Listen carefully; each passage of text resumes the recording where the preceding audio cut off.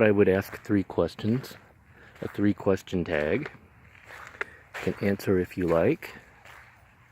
Question 1 is a question that I've been thinking about for a while answering in a tag. How to phrase it. Walking in forest preserves in places like this, I used to think about, and because, listening to Bigfoot podcasts and some of the TV shows that are on these days, like Naked and Afraid and Survivor, and what is that other one? Is it Survivor Man? I came up with the question.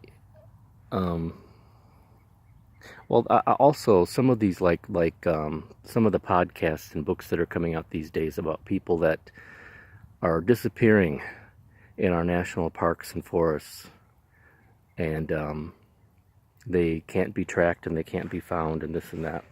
I sometimes think about survival. And so my question is, what is one survival strategy or technique that you either learned, like in the Scouts as a kid, or heard about or read somewhere? And try not to repeat any others that maybe you've heard if you can. Mine will be, I think that I heard or read somewhere that the first thing that you should do if you're ever lost is to locate water, a source of water. There's 2 things actually that it's find water and make a shelter, or find shelter. But I think water is supposed to be the number 1 thing that you're supposed to do. If anybody objects to that or thinks that's wrong, you can say so. But that's mine. What is one survival technique that you may have heard or read about or learned if you ever find yourself lost in the wilderness? Question 2. Are you planning any vacations, any trips coming up? I'm not, alas. I would like to. I wouldn't mind. I don't really even need to go far away. I wouldn't mind. Busby kind of ruined. Busby ruined the cabin and going to Starved Rock and Buffalo Rock, because the people that run the cabins advertise it as being a quiet place. And they claim Busby barked too much. They go around the place on golf carts, and Busby feels like he has to bark when they zoom around on their golf carts. And so we were told we are welcome there, but not with Busby. So we don't go there anymore, because Busby comes with us. He loved that place. He loves camping, so we haven't been back. But I'd like to go back to Nelson Dewey and the Pines section of Kettle Moraine up in Wisconsin around the Mississippi River. I enjoyed that, but see, what we try to do, because my parents love to go camping also, and we used to do primitive tent camping and canoeing, but we can't do that anymore because they're in their upper 80s. We've been going to cabins where there's more comfortable accommodations for them. And so many cabins in my area don't allow dogs. This one place that we were going was one of the few places locally that allowed dogs. It had a few cabins that you could bring your dogs to. Can't seem to find that too many other places. So that's been a drawback for us.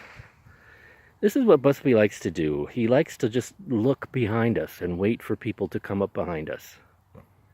Instead of being happy to walk out in front like most dogs, he lags behind and pulls and stops and is waiting for somebody to come up behind us so that he can bark and zoom around. And I don't think he gets the concept of walk.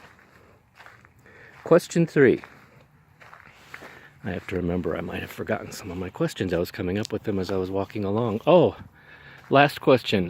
Did you ever learn to dance or were you ever taught or learn a particular dance on purpose? Like, I don't know, the Watusi or the waltz or the foxtrot or... As for me, I never took a dance class.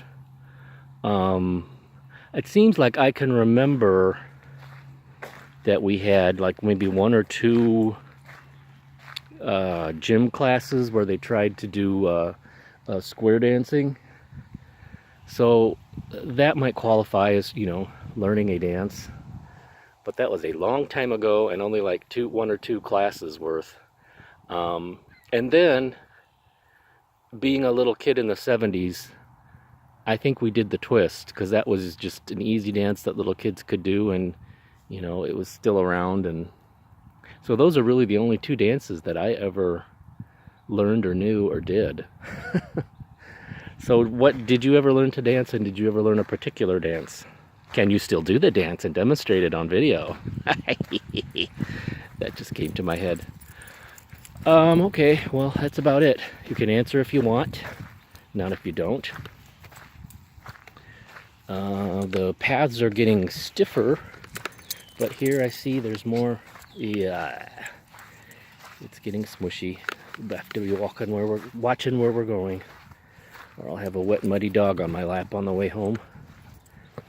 I was going to update as far as what I talked about last time, the live stream of the killer in New Zealand, the mosque shooter. I did see the live stream. It's very sad and very disturbing. It's the thing that really, one thing that surprised me was that the people did not scream.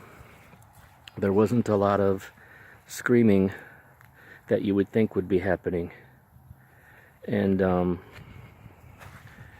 don't know if any of you have seen the Zapruder film of President Kennedy's assassination, which is really pretty gory.